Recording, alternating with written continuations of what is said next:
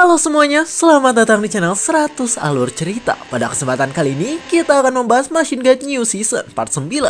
Buat yang belum nonton part sebelumnya, bisa langsung ke playlist. Dan buat yang belum join membership, bisa langsung join.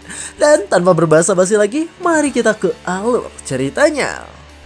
Cerita dimulai dengan orang yang tiba-tiba berlutut, sehingga hal itu langsung membuat heboh dan semuanya terdiam. Karena orang itu berkata bahwa dirinya ingin bertemu dengan Lord Kultus Demonik. Heobong bertanya dalam hati tentang mengapa orang itu ingin bertemu Lord. Lalu Hosangwoo juga berpikir bahwa orang yang ternyata bernama Baekhyun itu terlihat seperti seseorang yang datang dari jauh. Heobong pun mengatakan bahwa jika orang yang bernama Baekhyun itu ingin bergabung dengan Kultus Demonik, maka ia bisa bertanya pada cabang mereka yang berada di sebelah gang. Baekhyun pun menatap tajam. Ia berkata bahwa dirinya tidak datang untuk itu, karena sekarang ia datang ke sana untuk bertemu dengan Lord Kultus Demonik agar bisa meminta bantuannya. Heobong memberitahu bahwa meskipun orang itu tiba-tiba bersujud pada mereka, tetap saja ia tidak akan membawanya pada Lord secara mudah.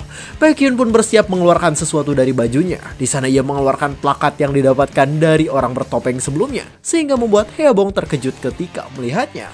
Ko Hangcho bingung dengan hal tersebut, dan ia pun berjalan maju untuk melihat sesuatu yang tadi dikeluarkan oleh Baekhyun pada mereka.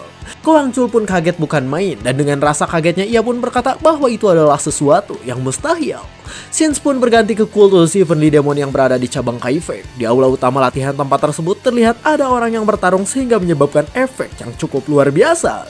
Orang-orang yang ada di sana memperhatikan pertarungan tersebut, dan mereka memperhatikannya tanpa melewatkan satu gerakan sedikit pun. Ternyata salah satu orang yang sedang bertarung adalah Baekhy, dan di sana ia terlihat berkeringat setelah bergerak dengan cukup banyak. Lawan dari Baekhy adalah Taekyum, dan sekarang Taekyum sudah bersiap untuk melawan Baekhy yang berada di hadapannya tersebut. Baekhy melakukan tendangan dengan cepat, namun Taekyum juga sudah bersiap untuk menghindari serangan tersebut dengan menggerakkan tubuh miliknya. Sebuah tendangan Simadon dari Baekhy akan melayang pada Taekyum, namun ternyata Taekyum bisa bergerak cepat dan ia bisa menghindari semua serangan itu dengan kecepatan tubuh yang luar biasa. Taekyum juga mencoba untuk melakukan uppercut pada Baekhy, namun Baekhy berhasil menghindari serangan tersebut dengan mundur ke belakang. Semua orang yang melihat hal itu merasa kagum. Mereka berkata bahwa teknik bela diri Baekhy dan Taekyum berbeda dari gaya bertarung biasa, karena setiap gerakannya menargetkan titik vital dengan akurat. Taekyum di sana melakukan jab tinju dengan cepat, dan ia melakukan hal itu berkali-kali sembari terus dihindari oleh Baekhy. Taekyum sedikit kesal, ia berpikir bahwa ternyata Baekhy ini memang sangat cepat sehingga bisa menghindari semua serangannya. Baekhy sendiri menatap ke arah Taekyum sambil bersiap untuk melakukan serangan balik pada saat ini. Baekhy melakukan sebuah tendangan kuat pada Taekyum, dan terlihat ia berhasil mendaratkan serangan pada Taekyum yang berada di hadapannya. Taekyum pun mundur ke belakang. Terlihat ia berhasil menahan serangan Baekhy dengan tangannya, dan ia berkata bahwa sepertinya teknik kaki milik Baekhy semakin kuat. Taekyum mulai melakukan pergerakan, dan ia berkata bahwa sekarang dirinya akan mulai serius. Taekyum bergerak dengan kakinya yang cepat. Ia melakukan footwork gaya Ali Shuffle seperti milik Muhammad Ali, sang legenda tinju dunia. Baekhy yang kelelahan sendiri sudah bersiap untuk bertarung kembali, dan ia bertanya tentang apakah Taekyum ini tadi masih belum serius. Taekyum sedikit kesal ketika mendengar hal tersebut, karena ia merasa perkataan Baekhy seperti meledek dirinya. Di sana mereka pun saling beradu kekuatan kembali, namun terlihat mereka berdua bisa bergerak cepat sehingga semua serangan berhasil saling dihindari. Orang-orang yang melihat hal itu berkata bahwa gerakan kaki mereka terlihat seperti memantul, dan bahkan gerakannya nampak ringan tetapi sangat efisien. Baekhy sudah bersiap untuk melakukan tendangan kembali, namun pada saat ini Taekyum berhasil menahannya, dan ia berkata bahwa sekarang adalah saat bagi dirinya untuk melakukan teknik lainnya. Baekhy yang melihat gerakan Taekyum bingung, karena ia sedikit kaget dengan apa yang akan dilakukan oleh Taekyum pada saat ini. Terlihat Taekyum melakukan kuncian pada kaki Baekhy, sehingga Baekhy kaget sekaligus panik dengan hal yang terjadi sekarang. Taekyum pun menjatuhkan Baekhy, dan di sana ia melakukan kuncian agar Baekhy tidak bisa bergerak lagi pada saat ini. Anggota Kultus Demonik yang melihat hal itu menganga. Di sana mereka tidak menyangka karena Taekyum bisa menahan tendangan dari Baekhy dengan cara seperti itu.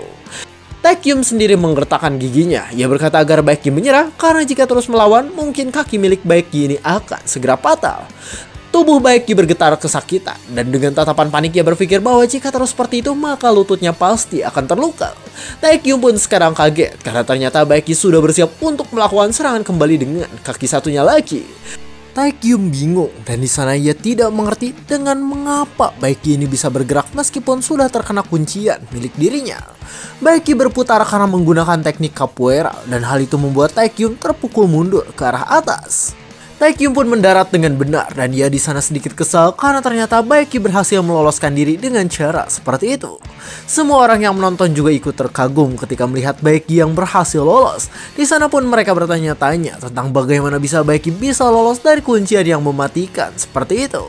Taekyum sendiri memperhatikan Baekhyun dan di sana ia bertanya tentang sejak kapan Baekhyun mempelajari teknik capoeira yang membuatnya bisa lolos dari kuncian. Yuan sendiri memperhatikan mereka semua dengan Nano, dan Nano menjelaskan bahwa sebelumnya Baekhyun menggunakan capoeira yang diperkuat dengan ki, sehingga daya hancurnya naik 2 kali lipat. Ternyata Yuan ini mengajarkan seni bela diri masa depan, seperti boxing, taekwondo, jiu-jitsu, dan juga capoeira yang digabungkan dengan sirkulasi ki konvensional, sehingga berkembang menjadi seni bela diri baru. Seni bela diri baru tergabung dengan lebih baik, dan semuanya bertujuan untuk menghancurkan tubuh manusia. Dengan kata lain, gaya bertarung terbaru ini sangatlah mematikan. Yuan berpikir bahwa awalnya ia khawatir jika mereka tidak menguasai tekniknya dengan baik, namun ternyata mereka bisa melakukan teknik gabungan tersebut.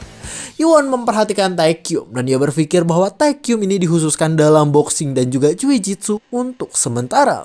Baekhyun sendiri adalah seorang master kaki, jadi Yuan memfokuskan Baekhyun pada taekwondo dan juga capoeira, yang dimana mereka berdua telah menyempurnakan teknik sesuai dengan kekuatannya. Yuan juga mengajarkan teknik itu pada Master Ho Ji-chang, yang dimana sebelumnya Ji-chang ini adalah instruktur senior dari Akademi Demoni. Yuan mengatakan agar mereka menghentikan sparring yang sedang dilakukan sekarang. Baekhyun dan Taekyum langsung memberi salam masing-masing dan para penonton bersorak kencang karena kagum dengan pertarungan mereka berdua. Ho Ji-chang berjalan dan ia berkata bahwa gerakan pertarungan tadi adalah martial art baru yang diciptakan oleh Yuan. Ho Ji-chang berkata dengan penuh semangat bahwa martial art atau seni bela tersebut akan menjadi inti dari bela diri mereka, dan nama teknik itu adalah teknik martial art gabungan. Orang-orang yang berada di sana pun kaget ketika mendengar teknik martial art gabungan. Mereka berkata bahwa Yuan sangatlah luar biasa karena ia bisa menciptakan teknik seperti itu. Yuan sendiri sedikit kikuk karena ia tahu bahwa secara teknik yang menganalisis dan mengembangkan teknik tersebut adalah Nano. Ho Ji-chang pun memberitahu bahwa sekarang ia akan menjadi instruktur untuk mengajarkan teknik bela diri gabungan. Jadi ia berharap mereka menyempurnakan penguasaan tekniknya agar tidak mempermalukan Yuan. Yuan yang melihat hal itu pun tersenyum kecil dan ia berkata bahwa itu barulah permulaan. Yuan ingat bahwa sekarang Heavenly Doctor dan Demonic Doctor sedang bekerja sama untuk menstabilkan darah Killian, dan dengan bantuan Nano, kemajuan dari pengembangan itu akan menjadi lebih cepat. Yuan senang dengan keadaan sekarang. Ia berkata bahwa tidak lama lagi kultus demonik akan memiliki kekuatan yang dirinya inginkan. Di sisi lain sendiri terlihat ada dua wanita yang memperhatikan Yuan, dan sepertinya pertarungan juga sedang terjadi di antara mereka berdua. Salah satu wanita yang berada di sana adalah Moon-gyu. Moon-gyu di sana menatap orang di sebelahnya dengan cukup kesal. Tak hanya kesal, di sana ia juga panik dengan pipi yang memerah. Ternyata wanita yang satunya lagi adalah Hwang Yo-gun atau biasa kita sebut sebagai Dinda. Dinda terlihat sangat cantik dengan pakaian biru dan juga rambutnya yang bernama Ternyata wanita yang satunya lagi adalah Hwang Yo-gun atau biasa kita sebut sebagai Dinda. Dinda terlihat sangat cantik dengan pakaian biru dan juga rambutnya yang berwarna putih. Dinda sangatlah menawan sehingga siapapun yang melihatnya mungkin ingin mendapatkan Dinda dengan mengorbankan seluruh hidupnya. Moon-gyu kesal ketika melihat Dinda. Ia berkata dalam hati bahwa Dinda ini datang ke sana bersama dengan Lee Ha-meng. Namun Lee Ha-meng langsung pergi sedangkan Dinda tetap berada di dekat Yuan. Moon-gyu berpikir bahwa sekarang ia harus mulai bergerak. Jadi sambil sedikit batuk, di sana ia berkata bahwa Dinda ini mungkin masih belum pulih sepenuhnya. Jadi ia pun menyuruh Dinda untuk beristirahat terlebih dahulu. Dinda pun tersenyum cantik. Ia berkata bahwa dirinya sudah baik-baik saja karena ia ingin menghirup udara segar sambil melihat lot dari sana. Dinda pun memancarkan cahaya kecantikannya yang sangat luar biasa tersebut, sehingga Moon-gyu berpikir bahwa dirinya menjadi tidak bisa tenang karena hal itu. Dinda di sana berpikir bahwa ia meminta maaf pada Moon-gyu. Ia berpikir bahwa dirinya tak punya kesempatan untuk berinteraksi dengan Yuan. Jadi hanya itu satu-satunya cara untuk menarik perhatian dari Yuan. Moon-gyu pun memalingkan wajahnya, sedangkan Dinda langsung berpikir bahwa jika ia berhasil nanti, maka dirinya akan melayani Moon-gyu sebagai kakak perempuannya. Ketika pertarungan cinta itu terjadi, Moon-gyu pun terkejut karena ada seseorang yang bergerak cepat. Ternyata yang bergerak dengan cepat itu adalah Hyeobong, dan hal itu membuat Moon-gyu bingung pada kelakuannya. Moon-gyu juga sebenarnya terlihat cantik, dan di sana ia bertanya tentang mengapa Hyeobong ini terlihat tergesa-gesa pada saat ini. Haebong langsung datang ke arah Yuwon dan ia mulai menyampaikan pesan sehingga Yuwon sedikit terkejut dengan hal tersebut. Yuwon pun bangun dari tempat duduknya dan ia bersiap untuk melakukan sesuatu pada saat ini. Moon-gyu semakin bingung. Ia bertanya tentang apa yang terjadi karena Yuwon ini terlihat kaget setelah mendapatkan pesan dari Haebong. Moon-gyu pun terdiam dan Dinda juga terlihat panik karena ia tidak mengerti dengan hal yang terjadi pada Yuwon sekarang. Yuwon sendiri di sana menatap bingung dan ia bertanya lagi pada Haebong untuk memastikan suatu hal yang terjadi. Yuwon memperhatikan Haebong dan ia bertanya tentang siapa orang yang membawa plakat milik kakek dirinya yang telah lama hilang. Terlihat benda itu adalah plakat milik Cheon In-ji yang dimana ia adalah kakek Yuwon sekaligus Lord Kultus Demoni pada masanya. Great Guardian dan Yuwon mulai bergerak dan sekarang mereka mengikuti arahan dari Haebong. Yuwon menganalisis plakat kakeknya dengan Nano dan Nano memberitahu bahwa item itu terkonfirmasi identik dengan sampel milik Yuwon. Yuwon memperhatikan benda tersebut. Ia berkata bahwa kakeknya telah hilang lebih dari 20 tahun. Dulu seluruh anggota kultus demonik dikerahkan untuk mencarinya, namun hal itu tidak berhasil. Great Guardian pun berkata agar Yuwon bersiap dengan segala kemungkinan. Ia berkata bahwa meskipun plakat itu asli, tapi tetap saja ada beberapa hal yang mencurigakan. Yuwon menatap ke depan dan ia berkata bahwa mereka harus melihat dulu untuk melihat tentang apa yang terjadi sebenarnya. Great Guardian pun berpikir bahwa ia adalah orang terakhir yang bertemu dengan Cheon In-ji sebelum menghilang, di mana Cheon In-ji tak pernah mengungkapkan alasannya meninggalkan kultus dan ia bingung tentang mengapa Cheon In-ji mempercayakan pelakatnya pada orang lain. Haebong sendiri sudah sampai pada tempatnya dan di sana ia langsung membuka pintu tersebut. Yuwon dan Great Guardian langsung masuk setelah pintu itu dibuka dan terlihat Gwangchul dan Hosangwa langsung memberikan salam hormat pada Yuwon yang merupakan Lord Kultus Demoni. Baekhyun yang melihat Yuwon pun hanya terus memperhatikannya. Ia berpikir tentang apakah benar orang di hadapannya itu adalah Lord Kultus Demoni karena sekarang ia tidak merasakan kekuatan apapun dari Yuwon. Sambil memperhatikan Yuwon di sana, Baekhyun berpikir bahwa mungkin itu adalah tipuan karena Yuwon ini lebih terlihat seperti keturunan dari keluarga bangsawan. Sebaliknya di sana ia melihat ke arah Great Guardian yang memancarkan aura luar biasa kuat sehingga ia berpikir bahwa mungkin Great Guardian adalah Lord yang sebenarnya. Tiba-tiba Yuwon pun memperlihatkan plakatnya dan ia bertanya tentang apakah Baekhyun yang membawa plakat tersebut. Gwangchul sendiri sekarang terlihat marah. Ia berkata bahwa sebelumnya Baekhyun bersikeras untuk tidak mengatakan apapun hingga bertemu dengan Lord, tapi sekarang ia malah diam tanpa memperkenalkan dirinya sendiri. Baekhyun pun mengepalkan tangannya. Ia berkata bahwa suatu kehormatan bisa bertemu dengan Lord Kultus Demoni. Ia mengatakan bahwa namanya adalah Baekhyun yang merupakan utusan dari Ice Palace Laut Utara. Yuwon yang mendengar kata dari Ice Palace Laut Utara langsung terkejut karena ia kaget dengan apa yang dikatakan oleh Baekhyun. Dijelaskan bahwa saat ini ada 3 kekuatan luar yang dimana itu merupakan faksi bela diri yang berada di luar Jianghu, dimana salah satunya adalah sekte gunung Changbai di timur. Di barat sendiri ada Potala Palace yang terkenal dengan seni bela diri Buddha yang berasal dari dataran tinggi Tibet. Lalu terakhir ada Ice Palace Utara. Ice Palace dulu mencoba untuk menginvasi Jianghu 30 tahun yang lalu, tapi mereka meninggalkan perang dan mundur kembali. Great Guardian di sana berpikir bahwa dirinya ingat jika mereka menandatangani perjanjian damai dengan aliansi murim waktu itu. Jadi sekarang ia bingung tentang mengapa mereka mendekati kultus demoni. Yuwon sendiri saat ini menatap tajam dan ia bertanya tentang apakah benar Baekhyun ini adalah seorang utusan dari Ice Palace Laut Utara. Sambil memperhatikan Baekhyun, Yuwon berpikir bahwa Baekhyun ini lebih terlihat seperti pelancong karena ia menggunakan pakaian lusuh serta wajah yang penuh luka. Great Guardian di sana berkata bahwa jika memang Baekhyun dari Ice Palace, maka ia pasti memiliki sesuatu untuk membuktikan identitas milik dirinya. Baekhyun pun panik dan ia berkata bahwa dirinya meminta maaf karena surat dari Ice Palace dibawa oleh pamannya. Baekhyun sangat panik dengan keadaan sekarang. Ia berkata bahwa dirinya tak tahu bagaimana menjelaskan hal yang terjadi, sehingga Yuwon berpikir bahwa Baekhyun sangatlah mencurigakan. Baekhyun tak tahu harus berbuat apapun. Lalu ia pun langsung berkata bahwa ia akan membuktikan jika dirinya berasal dari Ice Palace Laut Utara. Jadi ia bertanya tentang apakah mereka bisa melepaskan segel ki miliknya.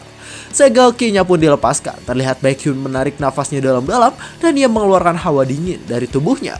Terlihat gelas berisi air yang dipegangnya pun berubah menjadi es secara perlahan. Haebong yang melihat hal itu langsung berkata bahwa ternyata itu sekarang menjadi beku dan menjadi es penuhnya.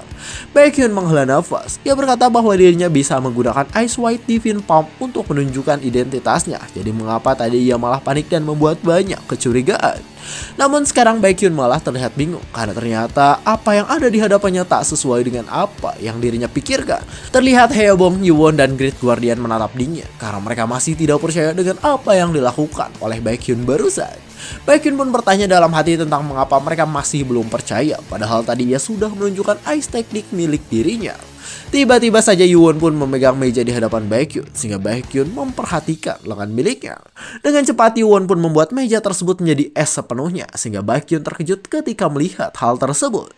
Baekhyun menatap tidak percaya, di sana ia bingung tentang mengapa meja itu bisa membeku seketika setelah dipegang oleh Yuwon. Yuwon pun melepaskan lengannya dari meja yang sudah beku tersebut, dan terlihat meja yang telah menjadi es itu langsung hancur setelah dibekukan seluruhnya oleh kekuatan Yuwon barusan. Baekhyun berpikir bahwa teknik Yuwon lebih cepat daripada teknik milik Ice Palace, dan yang dilakukan Yuwon pasti membutuhkan energi yin yang sangat besar. Yuwon pun tersenyum dengan tatapan mantapnya, dan ia bertanya tentang apakah sekarang dirinya juga berasal dari Ice Palace seperti Baekhyun. Baekhyun yang mendengar hal itu pun hanya bisa ketakutan, dan ia berkata bahwa tentu saja itu bukanlah sesuatu yang ia maksud.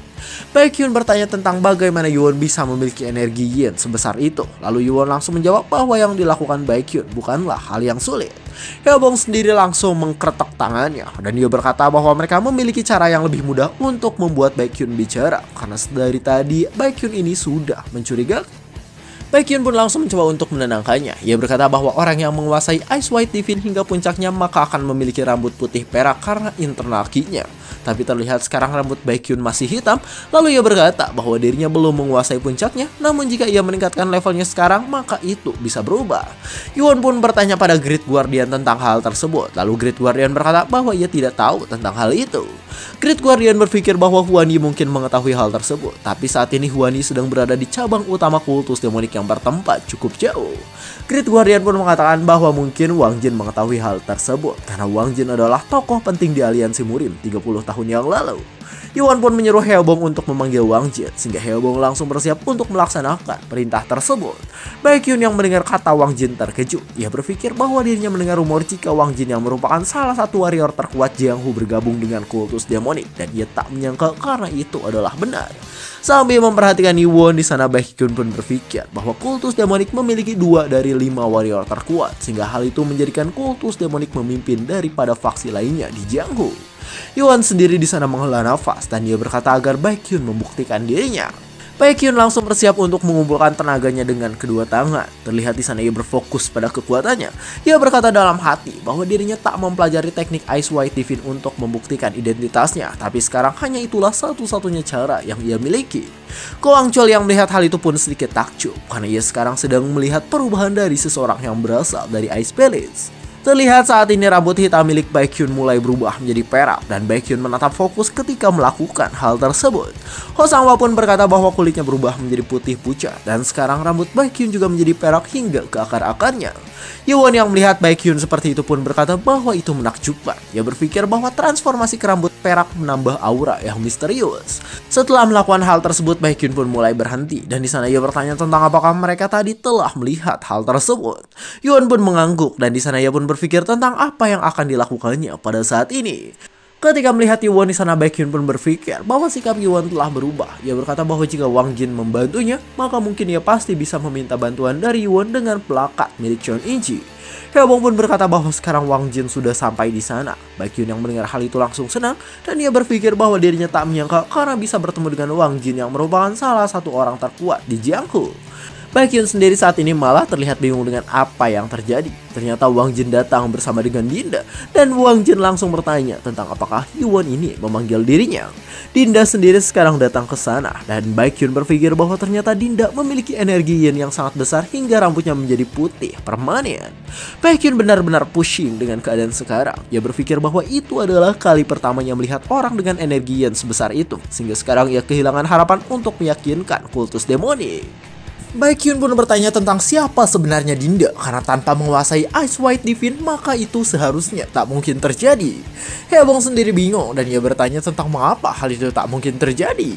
Cerita pun berganti kembali ke aula utama di Aliansi Murim. Terlihat di ruang tunggu luar rapat Ketua Aliansi Murim ada Deden yang sedang menunggu.